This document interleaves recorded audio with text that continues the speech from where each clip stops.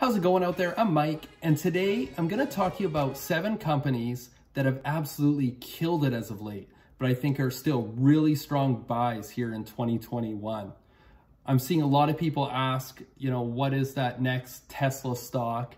And sure, like anyone who's been in Tesla reasonably early and had thick enough skin to just hold and not ring the register early has experienced incredible gains over the last year and a half.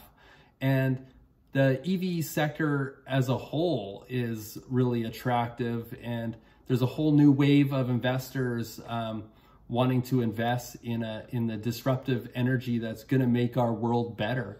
And you're seeing also the flock to Chinese EV or electric vehicle companies like obviously NIO and Xpeng and Liauto.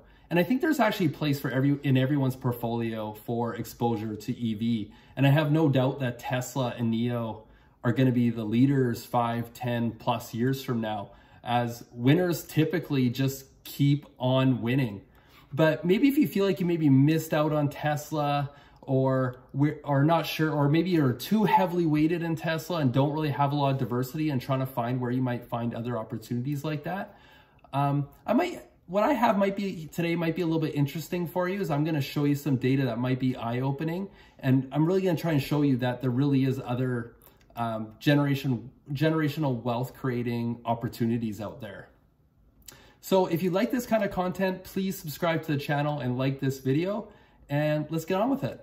Starting here with the Tesla chart, and just looking at the 5-year chart, you can see it was fairly flat for a number of years, and then the last year and a half really just exploded to the upside. As most of you probably are well aware, I think it's over an 1,800% in the last 5 years, but most of that's really come in the last year and a half for Tesla.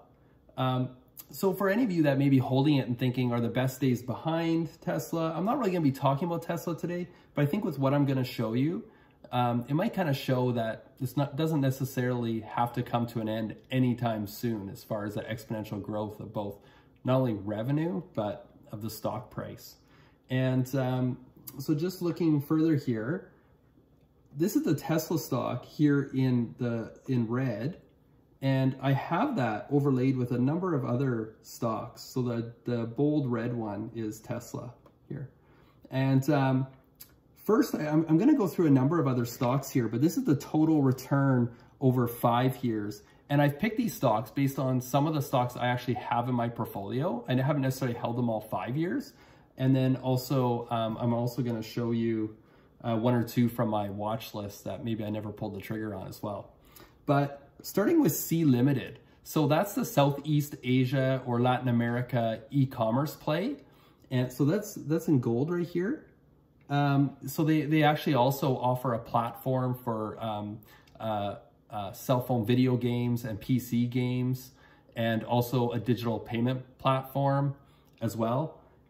And you can see they've actually only been public since around 2018 or just before that. So not even the full 5 years. And they're actually up 2,043% in that period. So just absolutely remarkable.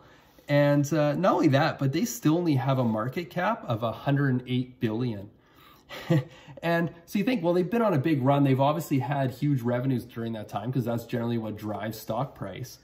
But last quarter, they actually reported 99% revenue growth. So that doesn't sound like a company slowing down anytime soon. So if you're looking at the stock price and thinking their best days are behind them, they're far from an America Online or a company like that that's had a big run and is done. They're just getting started. I mean, they're talking, like, you have a company that has gone up, their stock has gone up 2,000%, and they're still growing revenues at a click of around 100%. That's clearly like Tesla territory, and I think the future is bright for C Limited.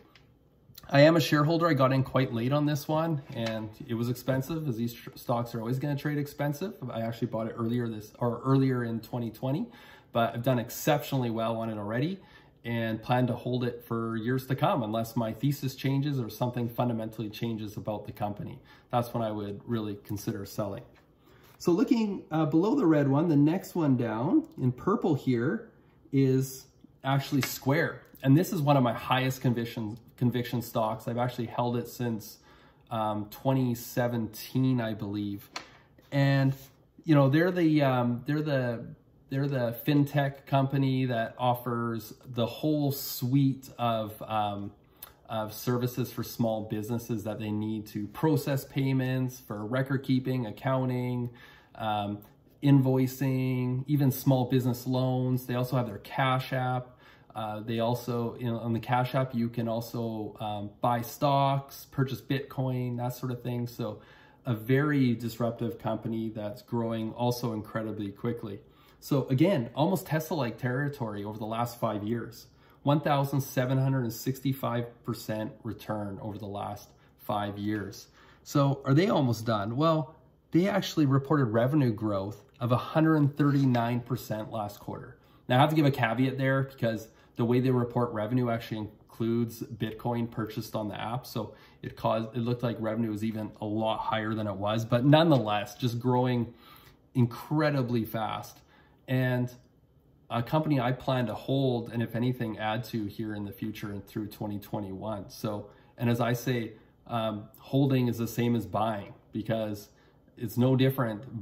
No one cares where the stock price came from and what your cost basis is moving forward. It's about what kind of opportunities that company has in the future. And I think Square still has a huge runway in front of it. And so looking down, I included a couple others on here. The next one down, so these are stocks that are actually in my portfolio. This kind of like lighter red orange one here is Teledoc. Oops, see if I can highlight it here. This one here, this one, Teledoc. So I did actually a video on Teledoc recently as well. So it's the telehealth company that offers virtual healthcare visits. It's up over the last 5 years, 967%. And this company's actually one of the favorites of the ARKinvest team, and it's weighted very heavily in their ETF portfolios. But I don't feel like it gets a lot of love online, despite the fact that they're just still seeing, even though they've had exceptional stock price appreciation due to their continued year-over-year revenue growth, they're still absolutely growing like a weed. Last quarter, they reported 109% revenue growth, Teledoc did. So doesn't sound like a company slowing down anytime soon. It's interesting because I feel like right now there's like this herd mentality rushing to the next bright and shiny object, and a lot of those being SPACs. It's like we don't have these good companies around us that are going to keep growing, and we need to find something else to invest in. And I find it an interesting mentality because there's a new SPAC that is coming out that is reverse mergering with a company called UpHealth, which is also a telehealth service company. And I'm seeing quite a bit of uptake on that on YouTube. And I find that quite interesting. It's like, to be full disclosure, I haven't even done a lot of research on UpHealth. I know they're a much smaller company, but I just don't know why. And so, you know, I can't say whether it's a good investment or not, and I may take an investment or a position in the future. But why wouldn't you own the best in class, the biggest player that's also growing like a weed and is a proven winner that most likely is going to continue to win in telehealth, and that's Teledoc. I just find that quite unusual that it's like, because it's new, it's got to be better for some reason. So I've held Teledoc for 3 years, and again, no plans to sell. I just see it's kind of one of those pie in the sky stocks that I just see 5, 10, 20 years from now, it's going to be a lot bigger today, and I'm not going to worry too much about the short-term noise for Teledoc. And I had to also throw in here this light blue line, which is Amazon. Amazon is kind of cut off here by Teledoc a little bit as far as the growth rate, but it's up, I think, 913% in the last 5 years. So everyone knows what Amazon is, obviously the e-commerce giants that offers AWS cloud computing as well. And what's interesting about Amazon is it already was like I don't know the exact amount, I'm going by memory on all this, but it was about a $350 billion company 5 years ago. So it was already quite large. It's a similar size to a bunch of these other companies are that I have on here now. So the fact that Amazon was already that big. And then over the last 5 years, grew another 913%, is just phenomenal. And again, Amazon, it doesn't sound like the most exciting investment in the world. It's already a $1.5 trillion company, but it's a $1.5 trillion company that's still growing revenues by 40% year over year. It's still growing incredibly fast. There's no doubt this company is going to become, in my mind, a 3 trillion or more company down the road. So it's an investment that I plan to still hold for the long term. You know, and today it does trade over at $3,000 a share. And, you know, stock price doesn't matter. You need to look at the market cap, and it is a large cap company. So you have to think, you know, when is it going to start slowing down? But not anytime soon, in my opinion. And when I bought Amazon, it was in 2017 as well. I paid $977 per share. And I remember hating myself for buying it. I'm like, why am I chasing here? This is so expensive. Like, what am I doing? And it was, you know, just under $1 trillion company or whatever it was, or 500 billion, I don't even know. And, and sure enough, like, that investment's more than tripled over 3 years. So 100% return per year, year over year for, you know, 3 years. That's a great investment that anyone would be happy to make. So you can be diversified in some of these companies and still have explosive returns. You don't have to be extremely concentrated into one company, and where, you know, you might have trouble sleeping at night because you're worried about what's going to happen with your stock. But this is where hopefully I can blow your mind a little bit. I'm going to add 2 more companies to this chart here. I'm going to start with, oh, my pen turned off here. Going to start with, oh, it went away. I'm going to start with Nvidia. So again, Nvidia is the semiconductor chip maker, and it is up 2,675% over the last 5 years. I think actually in S&P, it's one of the top performers in the last 10 years as well. I've seen it on a number of lists in that as well. And I've been a shareholder for at least 3 or more years of Nvidia. And again, I think it's far from a rolling over business. What is it? Its revenue growth last quarter for Nvidia was still 57%. So just massive growth from a bigger company. Like, it's about a $337 billion company now, and having quarters growing over 50%, just remarkable. But definitely a company I want to be invested in. It's a proven winner that is winning and continuing to grow at a rapid rate. And also a leader in AI. Like, I think that industry is only going to grow. And actually, this is a company, even though I had already seen a lot of growth in and had a much lower cost basis, in the March sell-offs, when it dropped back down quite a bit, I actually loaded up more on in March there. So in the March lows of 2020. So I get it. I feel like it just gets passed over. Looking at the next shiny object, Nvidia is one that often gets passed over, but I think is like a good bet to beat the market over the next 5 years. And then I want to add another one here. And this one is not a company I own. This one is on my watch list because it's been sitting there while I just looked like an idiot watching it go straight up. And that is, in yellow here, Shopify.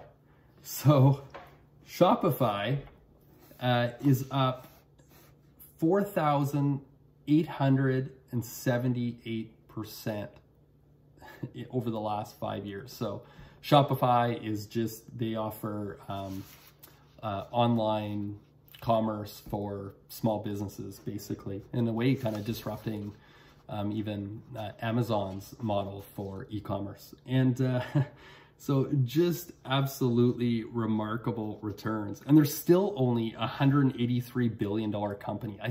I think the market cap, like if I was going to look at one thing about a company, the first thing I'd look at as a company, I think, if I already kind of understood the company, would be market cap. Because if I look at it and it's lower than I would have imagined, I think, well, maybe there's an opportunity there still for growth. And looking at Shopify, I think it's a company that could still be much larger than it is today, even though it's up almost 5,000% over the last 5 years. Like that's just insane.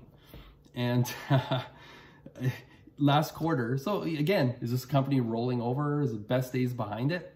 I don't think so. Its revenue growth last quarter was 96%. So, you know, the knock on these companies is always going to be that they trade expensive.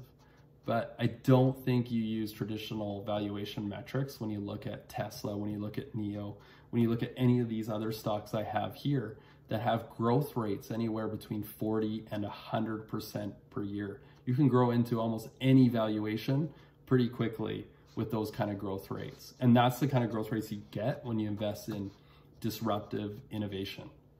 Like, just look at, I think investing can be a lot simpler than scrutinizing over a balance sheet sometimes. It really can be just looking at sort of where you see an industry evolving over the next decade and thinking, is it going to be a lot larger? And then find a best-in-class company in that sector, within that industry, and you know, make an investment. You know, of course, everyone has their own styles, but there's a lot of companies out there just absolutely killing it. So Shopify is actually, so I actually create a separate folder in my investment app for, I guess it's just a watch list, but like of sort of my high conviction watch list of companies I basically want to buy. And Shopify is one I've actually had on there for a couple of years and never pulled the trigger on, just kind of waiting for that decent pullback. And I'm like, oh, maybe I'll wait for a little bit bigger pullback, you know, and that was however many 100% ago now. So I don't know, I'm probably not going to feel very good about myself when it has a 20% pullback and I finally take a position, but I still think Shopify is a good buy and a good bet for over the next 5 years. And I have it as one of my strongest conviction stocks that I don't own that I would like to add in 2021.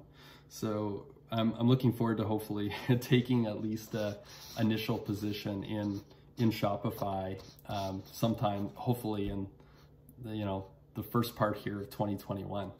So as I mentioned, all these companies I showed you today, I think are strong buys in 2021, and they all trade expensive. Just a little head game there. I do like to look for a little pullback when I either add to a position or start a new position. Just helps me feel better about myself, even though I know the markets go up more than they go down, and winners tend to go up more than the market. So it's best to just typically get in, but the psychology there can be difficult. So, you know what, the standard advice there, and I kind of do it myself, is to, if you're interested in a high growth company that has a high evaluation, it can be a good idea to just take even a quarter position of what you would like the position to end up being in your portfolio, the allocation, and taking a small position, and then at least you're in the game. And if the stock keeps going up, at least you're partially participating. And if it drops down more, you can load up more and get into a full position at a lower cost basis and not feel too bad about it. But I think like it'll help avoid situations like with me and Shopify, where I've sort of like missed out on a lot of gains, and definitely gains that were better than a lot of other stocks I did have in my portfolio. It's easy to get more attached to the ones you already have in your portfolio, but I think you have to take a really strong look at it and your holdings versus ones on your high conviction watch list, and make sure you're owning the best stocks for your future. So anyways, I hear a lot of crazy things going on, like people going all in on Tesla and NIO, or 50-50 on the two, and that's their stocks. And that might be okay if you're just starting out and we're not talking large dollars. But I know for me, I'd find it hard to sleep at night. And I think you can find huge growth with some more diversity in your portfolio as well. So for me personally, and I think this is more aggressive, for some it might seem really conservative, but for a really high conviction play, I will let it grow up to about 10% stake in my portfolio. And then the psychology is there. I don't even have to worry about it too much, because if it gets much over that, I start trimming away at the position. So if it's performing really well, it will remain about a 10% weight, and I'll trim it down. And that's a similar approach you're seeing in with Cathie Wood and ARKinvest with their ETFs. Like Tesla, even though they have a much higher price target than current prices, they're still they have a history of trimming Tesla. Otherwise it'd be a 20% position or portfolio, but they keep it down about a 10% weight. And I think that's a pretty good approach. So anyway, there's a lot of great companies out there that can help you achieve the financial results you're after. And hopefully I brought a couple new ones to your attention, or at least open your eyes to some that you probably already were aware of that may still be good opportunities, because these aren't, for the most part, any big secrets that I brought up today. Anyway, that's all I have for you today. So thanks for watching. And remember, always do your own due diligence and research before making any investment decisions.